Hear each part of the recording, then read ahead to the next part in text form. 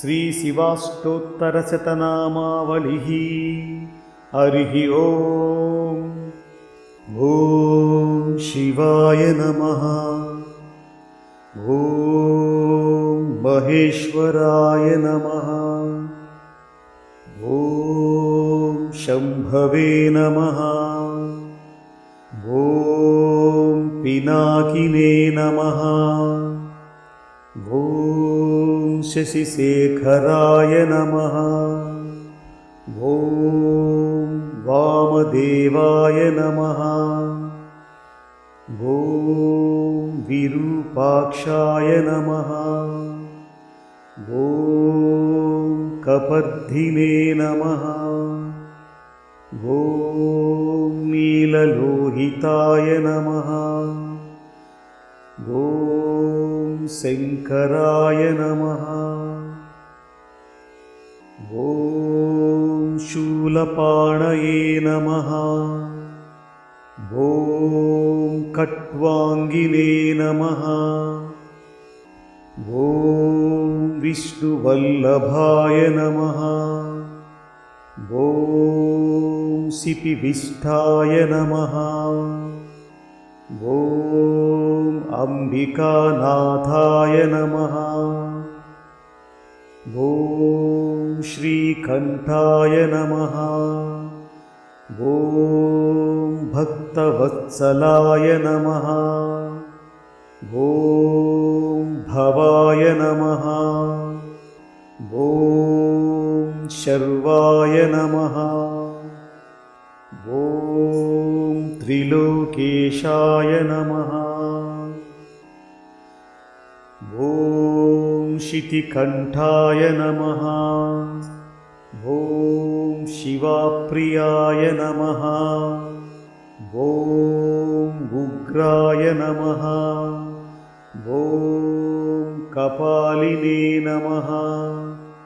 ॐ कौमारये नमः। ॐ अन्धकासुरसूदनाय नमः। ॐ गङ्गाधराय नमः। ॐ ललाटाक्षाय नमः। ॐ कालकालाय नमः। ॐ कृपानिधये नमः। ॐ भीमाय नमः। ॐ परशुहस्ताय नमः। ॐ मृगपाणये नमः। ॐ जटाधराय नमः। ॐ कैलासवासिने नमः। ॐ कवचिने नमः। ॐ कठोराय नमः। ॐ त्रिपुरान्तकाय नमः। ॐ वृषाङ्काय नमः। ॐ वृषभारूढाय नमः। ॐ भस्मोद्धूलितविग्रहाय नमः। ॐ सामप्रियाय नमः। ॐ स्वरमयाय नमः। ॐ त्रयीमूर्तये नमः।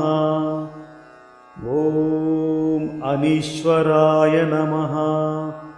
ॐ सर्वज्ञाय नमः। ॐ परमात्मने नमः। ॐ सोमसूर्याग्निलोचनाय नमः। ॐ हविषे नमः। ॐ यज्ञमयाय नमः। ॐ सोमाय नमः। ॐ पञ्चवक्त्राय नमः। ॐ सदाशिवाय नमः। ॐ विश्वेश्वराय नमः। ॐ वीरभद्राय नमः। ॐ गणनाथाय नमः। ॐ प्रजापतये नमः। ॐ हिरण्यरेतसे नमः। ॐ दुर्दर्शाय नमः। ॐ गिरीशाय नमः। ॐ गिरिशाय नमः। ॐ अनघाय नमः। ॐ भुजङ्गभूषणाय नमः।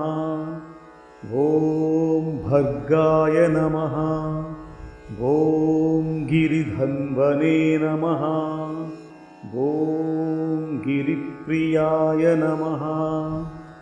ॐ कृत्तिवाससे नमः। ॐ पुरारातये नमः।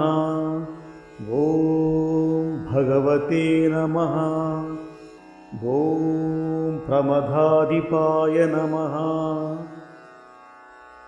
ॐ मृत्युञ्जयाय नमः। ॐ सूक्ष्मतनवे नमः।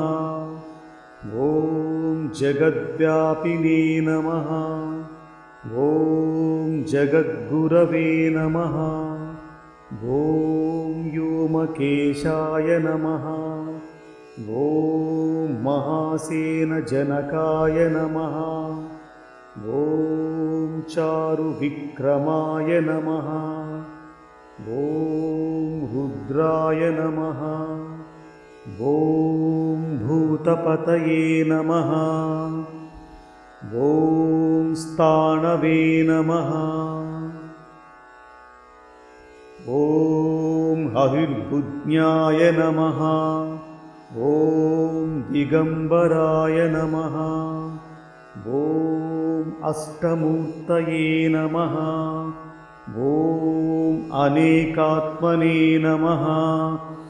ॐ सात्विकाय नमः। ॐ शुद्धविग्रहाय नमः।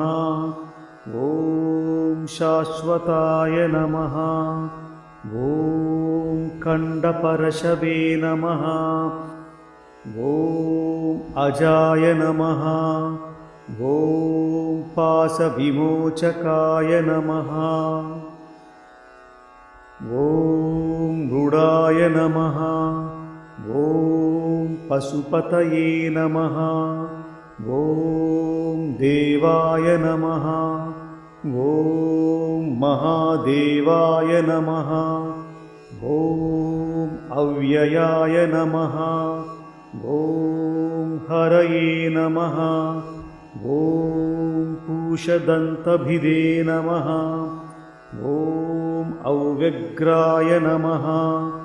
ॐ दक्षाध्वरहराय नमः। ॐ हराय नमः। ॐ भगनेत्रभिदे नमः। ॐ अव्यक्ताय नमः। ॐ सहस्राक्षाय नमः। ॐ सहस्रपदे नमः। ॐ अपवर्गप्रदाय नमः। ॐ अनन्ताय नमः। ॐ तारकाय नमः। ॐ परमेश्वराय नमः। इति श्रीशिवाष्टोत्तरशतनामावलिः समाप्तः।